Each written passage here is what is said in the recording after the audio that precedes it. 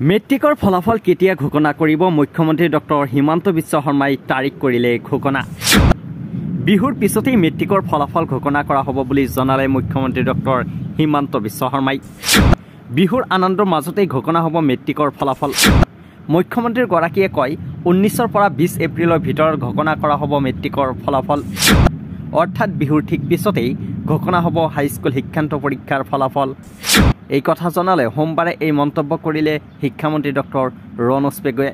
বহু জল্পনা কল্পনাৰ মাজতেই ছাত্ৰ ছাত্ৰীৰ মাজত আহি পৰিল এটি ভাল খবৰ। হাইস্কুল শিক্ষান্ত পৰীক্ষা দিয়াৰ পিছতেই ছাত্ৰ ছাত্ৰীৰ মাজত আহিছিল কেতিয়া ৰিজাল্ট দিব। বিহুৰ আনন্দৰ মাজতেই ঘোষণা হ'ব মেট্ৰিকৰ ফলাফল। সোমবাৰে এই মন্তব্য কৰিছিল শিক্ষামন্ত্ৰী ৰণোজ পেগুৱে। কিন্তু শিক্ষামন্ত্ৰীগৰাকীয়ে মেট্ৰিকৰ ফলাফল ঘোষণাৰ কোনো তাৰিখ ঘোষণা কৰা নাছিল সংবাদ মাধ্যমৰ আগত।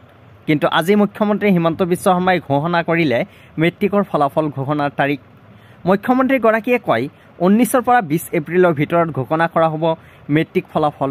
অৰ্থাৎ ঠিক বিহুৰ পিছতেই ঘোষণা কৰা হ'ব হাইস্কুল শিক্ষান্ত পৰীক্ষাৰ ফলাফল। ছাত্ৰ ছাত্ৰীৰ বহুত জল্পনা কল্পনা এটাই আশা আছিল কেতিয়া হাইস্কুল শিক্ষান্ত পৰীক্ষাৰ ফলাফল ঘোষণা কৰিব। ইতিমধ্যেই মুখ্যমন্ত্ৰীগৰাকীয়ে ঘোষণা কৰিলে মেট্ৰিক পৰীক্ষাৰ তাৰিখ। কেতিয়াই ফলাফল ঘোষণা কৰিব সম্পূৰ্ণভাৱে মুখ্যমন্ত্ৰীগৰাকীয়ে তাৰিখ ঘোষণা কৰিলে। এপ্ৰিল মাহতেই ঘোষণা হ'ব হাইস্কুল শিক্ষান্ত পৰীক্ষাৰ ফলাফল। আমি জনাই আছোঁ এক বিশেষ সংবাদ। নিউজ ডেস্ক, নিউজ D24 আছে।